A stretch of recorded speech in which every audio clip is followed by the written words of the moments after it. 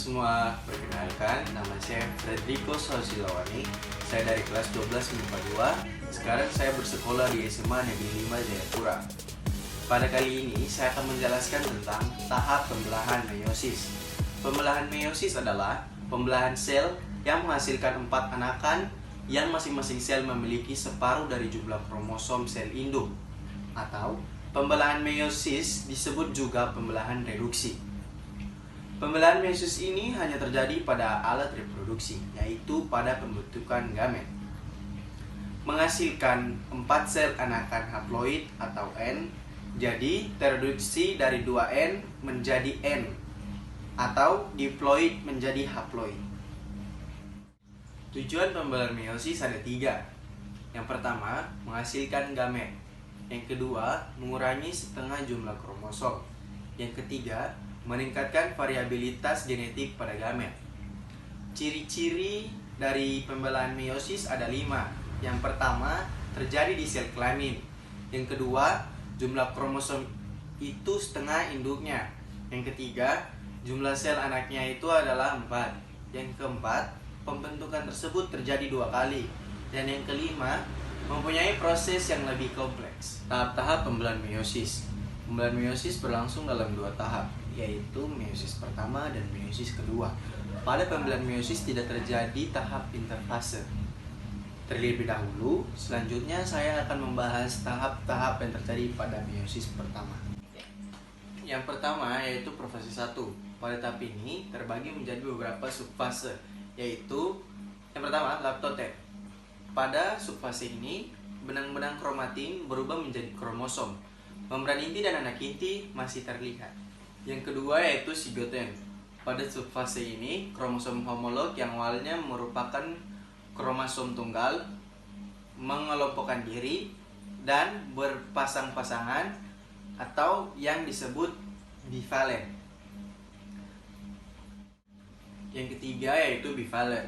Bivalen berduplikasi menjadi 2 kromatid, sehingga setiap bivalen mempunyai 4 kromatid yang disebut tetra.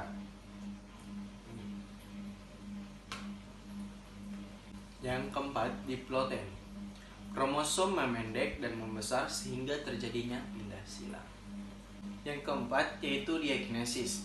Pada subfase ini, sentrosom membentuk 2 sentriol yang masing-masing membentuk benang gelendong pembelahan. Arah kutubnya berlawanan, kemudian membran inti dan anak inti menghilang. Tahap yang kedua yaitu metafase 1. Metafase 1 terbentuk benang-benang spindel. Tetrat berkumpul di bidang ekuator dan dinding inti menghilang. Pada tahap yang ketiga yaitu anafase 1. Pada tahap ini, kromosom homolog berpisah, kemudian bergerak ke kutub berlawanan tanpa pemisahan sentromer. Yang keempat yaitu telofase 1. Retikulum endoplasma tersebut membentuk membran inti pada sekitar kelompok kromosom yang sudah sampai di kutub pembelahan. Kemudian membran inti dan nukleus kembali terbentuk dan membentuk 2 sel anakan yang haploid. Selanjutnya kita masuk ke tahap meiosis 2. Pada tahap meiosis 2 ada yang disebut dengan profase 2. Profase 2 terjadi pembelahan 2 buah sentriol menjadi 2 pasang sentriol baru. Tiap pasang sentriol berimigrasi ke kutub yang berlawanan. Kemudian, mikrotubul membentuk spindel serta membran inti. Nukleus hilang, kromosom berubah menjadi kromatid.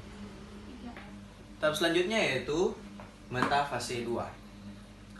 Di sini benang spindel menghubungkan sentrosom dengan kutub pembelahan dan kromatid akan tertarik ke bidang ekuator dan berkelompok dua-dua. Tahap berikutnya yaitu anafase 2. Seluruh isi sel serta benang-benang spindel dan gelondong itu akan bertambah panjang. Lalu sentromer membelah menjadi 2 dan kromosom yang berpasangan saling berpisah dan bergerak ke arah kutub berlawanan. Pada tahap yang terakhir yaitu telofase 2. Benang kromatid yang sudah sampai di kutub itu akan berubah menjadi benang-benang kromatin.